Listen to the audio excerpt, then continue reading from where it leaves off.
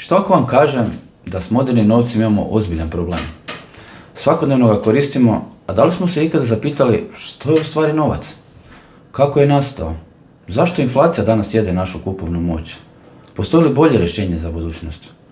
Sve su to neka od pitanja na koja ćemo danas pokušati naći odgovore. Drevne civilizacije su koristile rijetke i vrijedne stvari za novac, kao školjke, na primjer. Što mislite, bi li danas Netflix pristao na plaćanje u nekim rijetkim školjkama? U početcima smo imali razmjenu ili trampu, dok su ljudi živjeli u vrlo malim zajednicama. No s vremenom sve je bilo teže na taj način poslovati, trebalo nam je tada nešto univerzalno i vrijedno, oko čega će se svi složiti da ima vrijednost. Tako je došlo do korištenja zlata i zlatnika kao novca, jer je zlato bilo oskudno.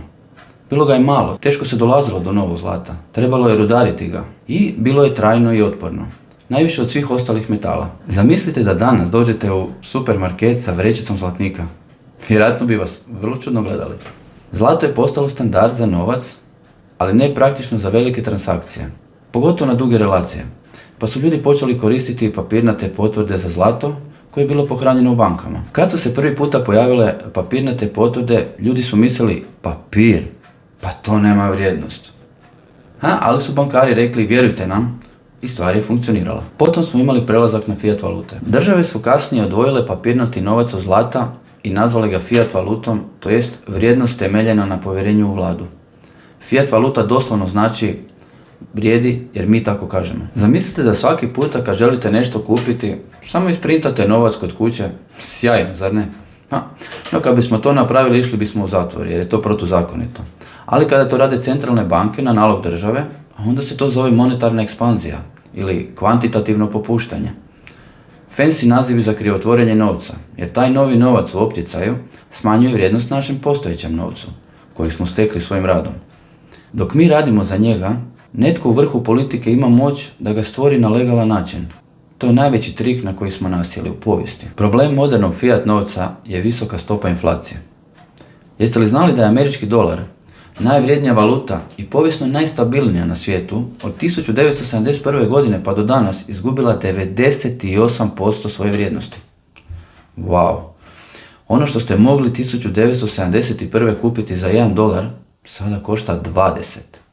Prekomjerno tiskanje novca od strane centralnih banaka uzrokuje inflaciju, jer se povećava količina novca u opticaju, bez povećanja stvarne vrijednosti.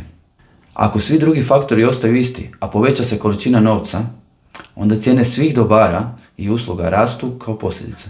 Kao odgovor na navedene probleme sa modernim fiat novcem koji je izrazito inflatoran i koji nam otima i krade kupovnu moć, nastao je decentralizirani digitalni oblik novca.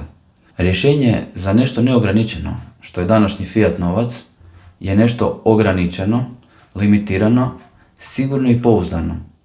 I treba imati i vrijednosti za sebe, a ne povjerenje kao naš fiat novac trenutno. Tehnološki napredak, internet i široka uporaba računala, pametnih telefona i ostalih uređaja omogućio nam je nastajanje novca koji je potpuno digitalan, vrijedan kao zlato zbog svoje ograničenosti, ali sa svim prednostima modernog novca koji može putovati kroz velike udaljenosti brzinom svjetlosti. Otkriće digitalne oskudnosti je bilo presudno da dobijemo oblik novca koji se ne da falsificirati, ne da se kopirati, a niti manipulirati od strane nekih država, kompanija ili pojedinaca. Takav digitalni novac nije moguće centralizirati i kontrolirati kao što je moguće sa današnjim fiat novcem. Bilo je više pokušaja stvaranja digitalnog novca koji je bio izvan ruku države i izvan kontrole moći od strane pojedinaca, no nakon više neuspjelih pokušaja, prvi koji je tome uspio i promijenio tijek povijesti je grupa ili pojedinac iza pseudonima Satoshi Nakamoto. A prvi uspješan digitalni novac je, pa pogađate, Bitcoin.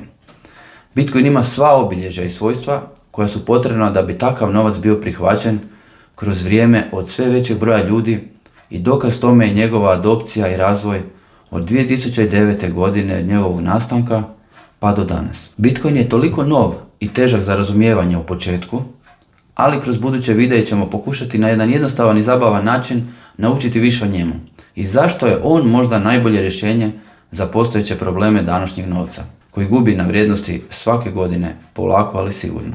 Novac se mijenja, ali osnovni problem ostaje isti. Kako očuvati vrijednost i osigurati pravednost u sustavu? Rješenje možda leži u digitalnom obliku novca, u Bitcoinu, ali uz transparentnost i balans između slobode i sigurnosti.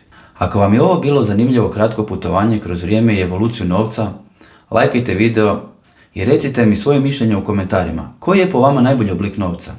Podijelite video sa prijateljima i bližnjima i pretplatite se na kanal.